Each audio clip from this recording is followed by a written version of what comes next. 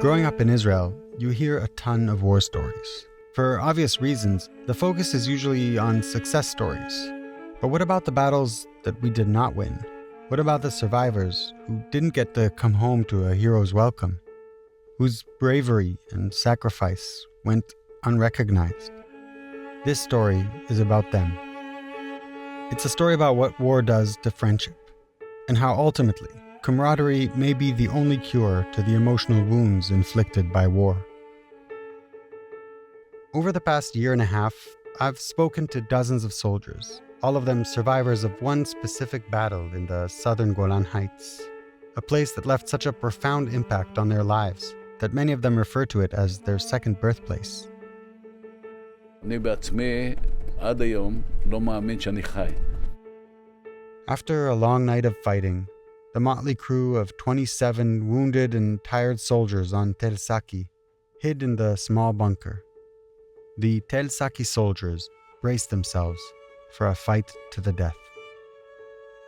Till now, the guys were outside. These are war heroes fighting for the country.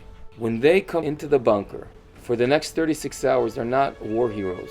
They're a bunch of 19, 20-year-olds who just want to survive and get back home to their mamas. That's it. I know that this cement bunker is an important part of my life. As a matter of fact, there, in these 2.5 days, I was shaped as a human being. It's like what you do in a falling plane in the middle of the ocean. We understood that our destiny was doomed. Decided. I was fighting for my nation. I was fighting for my land. I was fighting for my life.